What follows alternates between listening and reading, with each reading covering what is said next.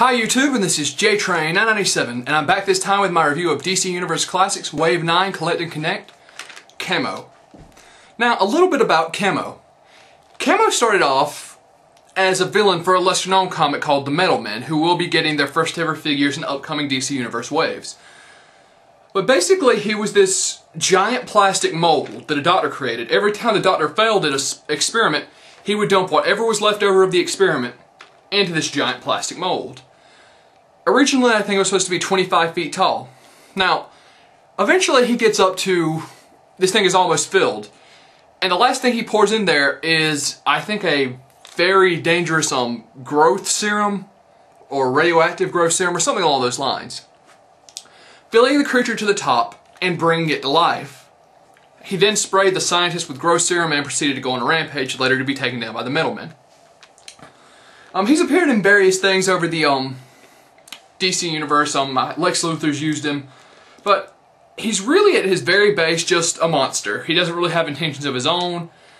He's kind of mixed intelligence. He seems to be aware of things around him, although he doesn't care unless he's just smashing something. So overall, his powers, he's basically super strong. He can grow from 25 feet to 100 feet.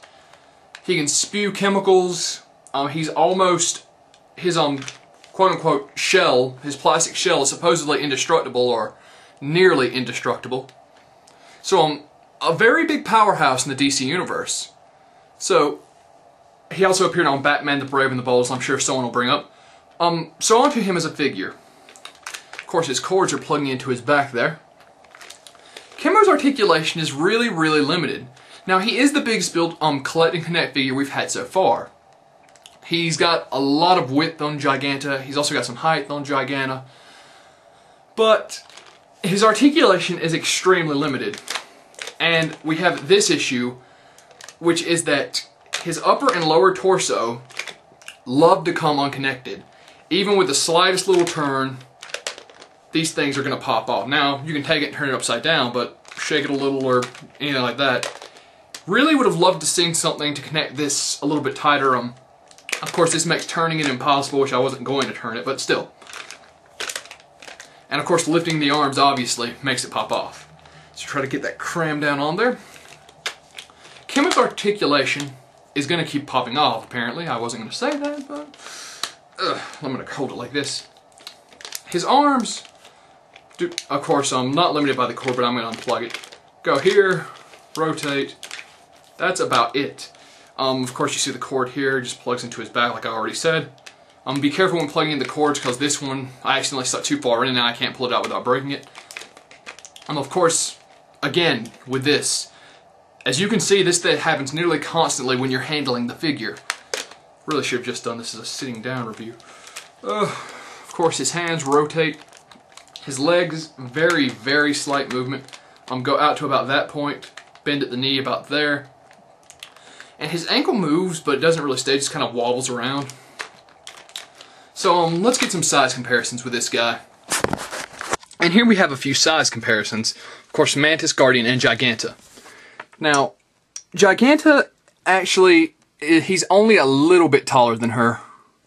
Only about by half an inch or so. As you can see, he towers over standard figures with Mantis and Guardian there. Of course, Guardian's a little up front, so that's not going to look quite right. Let's move him in the way of Mantis. Okay, so throwing all these guys off to the side. Shouldn't have any more problems with the waist detaching now that I'm not handling it. So, on to the detail. Now, while it hasn't been very good articulation, the detail is where this shines.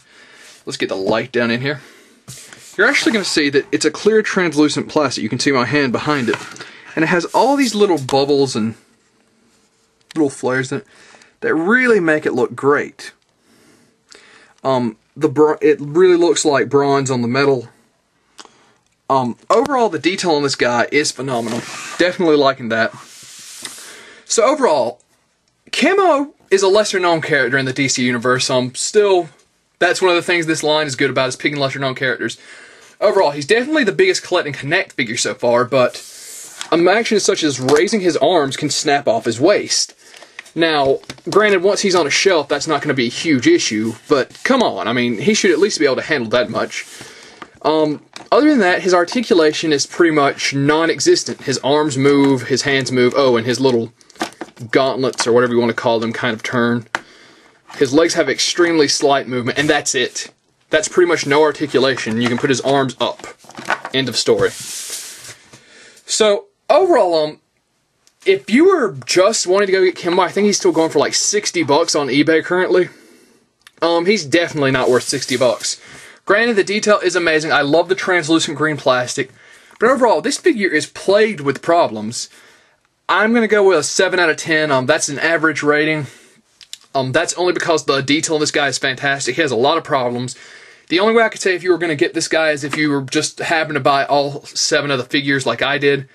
And without further ado, this is JTrain997. Chemo gets a 7 out of 10, and I'll see you soon, YouTube.